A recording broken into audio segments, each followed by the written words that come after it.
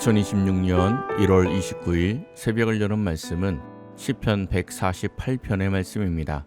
그 가운데 1절부터 4절까지 봉독하여 드리겠습니다. 할렐루야. 하늘에서 여호와를 찬양하며 높은 데서 그를 찬양할지어다. 그의 모든 천사여 찬양하며 모든 군대여 그를 찬양할지어다. 해와 달아 그를 찬양하며 밝은 별들아 다 그를 찬양할지어다. 하늘의 하늘도 그를 찬양하며 하늘 위에 있는 물들도 그를 찬양할지어다. 아멘. 오늘 시편 148편은 할렐루야 시편 중 가장 최고의 찬양의 시편이라고 할 수 있습니다. 사람뿐 아니라 온 우주 만물에게 하나님을 찬양하라고 말씀하는 우주적인 찬양시이기 때문입니다. 전체적인 구성은 세 수로 나눌 수 있습니다. 1절부터 6절까지 하늘에 속한 것들에게, 7절부터 10절까지는 땅에 속한 것들에게, 그리고 마지막 11절부터 14절까지는 사람들에게 하나님을 찬양하라고 말씀하고 있습니다. 하늘과 땅, 사람이 등장합니다. 한문으로 하면 천지인인데, 천지인은 동양 철학에서는 삼재라 하여 세 가지 기본이라는 뜻으로 만물을 구성하는 요소로 봅니다. 천지인에게 하나님을 찬양하라는 것은 온 세상 모든 만물들이 하나님을 찬양해야 할 것을 말씀하고 있는 것입니다. 먼저 1절부터 6절에 하늘에 속한 것들에 대한 말씀입니다. 1절입니다. 할렐루야. 하늘에서 여호와를 찬양하며 높은 데서 그를 찬양할지어다. 그의 모든 천사여 찬양하며 모든 군대여 그를 찬양할지어다. 아멘. 하늘에서 여호와를 찬양하며 라는 말씀으로 시작하고 있습니다. 하늘에 속한 것들로는 우선 2절에서 말씀하는 하늘의 천사, 하나님의 군대입니다. 3절부터는 해와 달, 밝은 별들이 나오고 하늘의 하늘, 하늘 위의 물들도 나오고 있습니다. 고대인들이 생각했던 하늘 위의 모든 것들에게 하나님을 찬양하라고 말씀하고 있습니다. 그리고 찬양해야 할 이유가 5절부터 6절에 나옵니다. 5절입니다. 그것들이 여호와의 이름을 찬양함은 그가 명령하심으로 지음을 받았음이로다. 아멘. 하나님의 명령으로 지음을 받았기 때문이라고 말씀하고 있습니다. 하나님의 창조하심을 알기에 찬양한다는 것입니다. 하나님의 피조물이라는 것을 아는 것은 매우 중요합니다. 가끔 보면 현대미술이라고 해서 스케치북이 물감에 튄 것 같은 그림이 몇십억씩 하는 것을 봅니다. 왜 비쌉니까? 현대 미술의 거장이 그린 것이기에 그 가치가 있는 것입니다.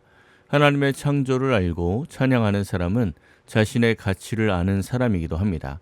6절입니다. 그가 또 그것들을 영원히 세우시고 패하지 못할 명령을 정하셨도다. 아멘. 하나님께서 세상을 창조하시고 패하지 못할 명령을 정하셨다고 말씀하고 있습니다. 신학적인 용어로는 창조 보존이라고 말씀합니다. 지구와 달이 공전과 자전을 하고 우주 만물이 자연 법칙에 의해 돌아가는 이 모든 것들이 하나님께서 창조하신 이 세계를 보존하기 위하여 세우신 명령이라는 것입니다. 창세기를 보면 하나님께서 인간을 창조하시고 내린 첫 번째 명령은 하나님께서 창조하신 온 세상을 정복하고 다스리라는 명령이었습니다. 과거에는 이 명령을 오해해서 자연 세계를 마음대로 조정하고 파괴하며 문명을 세우는 것을 정복하고 다스리는 것이라 생각했습니다. 하지만 성경을 보면 하나님께서 인간에게 온 세상 만물을 마음대로 하라고 넘겨주신 것이 아닙니다. 시편 24편에 이런 말씀이 나옵니다. 땅과 거기에 충만한 것과 세계와 그 가운데 사는 자들은 다 여호와의 것이로다. 아멘. 온 세상은 여전히 하나님의 것이고 인간에게 자연을 맡기시고 다스리도록 하셨다는 것입니다. 그렇다면 자연을 어떻게 다스려야 하겠습니까? 과수원 주인이 과수원지기를 고용해서 과수원을 잘 돌봐줄 것을 부탁하고 멀리 떠났다고 생각해 보십시오. 과수원지기가 주인이 돌아올 때까지 과수를 잘 돌보고 가꾼다면 칭찬을 받을 것이지만 만일 그것을 뽑거나 불태우거나 거기에다 자기 마음대로 운동장을 만들고 축구장을 만들고 공장을 지었다고 하면 주인에게 책망을 듣고 손해배상을 해야 할 것입니다. 사람은 하나님께서 창조하신 자연의 관리인 청직이라는 것을 알고 자연 세계를 잘 보존하는 것도 하나님을 찬양하는 방법 중에 하나임을 기억해야 합니다. 두 번째 단락으로는 7절부터 10절에서 땅에 속한 것들에게 하나님을 찬양하라고 말씀합니다. 7절부터 10절입니다. 너희 용들과 바다여 땅에서 여호와를 찬양하라. 불과 우박과 눈과 안개와 그의 말씀을 따르는 광풍이요 산들과 모든 작은 산과 과수와 모든 백향목이며 짐승과 모든 가축과 기는 것과 나는 새며 아멘.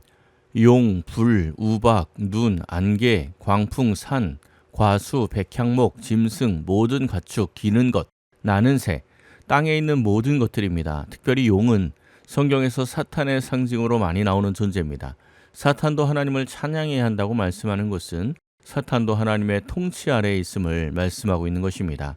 욥기서를 보면 욥을 고통 속에 몰아넣는 사탄이 하나님 앞에 허락을 받는 장면이 나옵니다. 그 장면 역시 사탄도 하나님의 통치 아래에 있는 것이지 감히 하나님과 대적하지는 못함을 말씀하는 것입니다.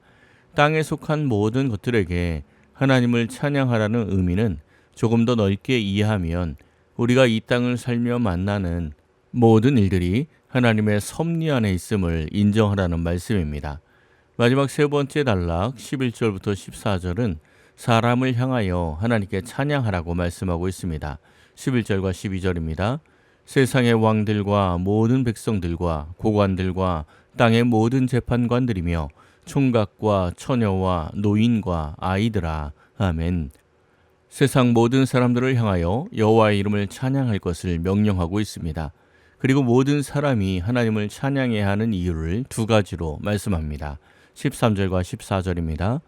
여호와의 이름을 찬양할지어다. 그의 이름이 홀로 높으시며 그의 영광이 땅과 하늘 위에 뛰어나심이로다.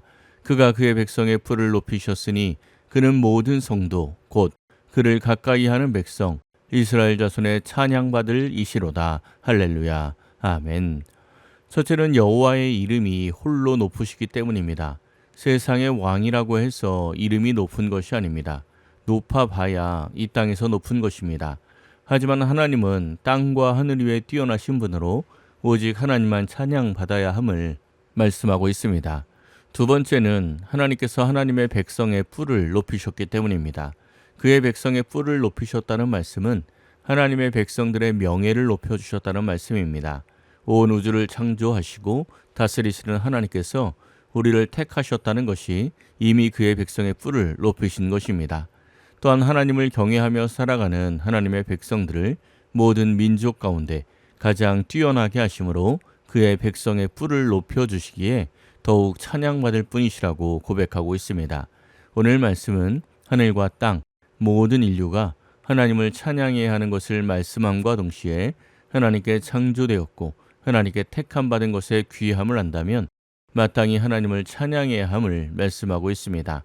이 새벽 기도하는 모든 성도님들은 어디에 거하든 항상 하나님을 찬송하며 살아가서 그의 백성의 뿔을 높이시는 하나님의 축복을 누리시기를 예수님의 이름으로 간절히 축원합니다. 기도하겠습니다. 사랑의 하나님 감사합니다. 오늘도 깨어 기도하게 하시고 말씀 듣게 하시니 감사드립니다. 온 세상 모든 만물 중에 우리를 귀하게 여기시어 선택하여 주시고 하나님의 백성 삼아 주신 은혜 더욱 감사드립니다. 그 은혜를 기억하며 날마다 하나님을 찬송하는 삶을 살게 하시고 날마다 하나님을 경외하며 하나님의 백성답게 살아가 삶 가운데 그의 백성의 뿔을 높이시는 하나님의 능력을 목도하게 하옵소서. 오늘 하루도 하나님을 찬양하며 하나님과 동행하는 복된 하루가 되게 하옵소서. 모든 것을 감사드리며 우리 주 예수 그리스도의 이름으로 기도하옵나이다. 아멘.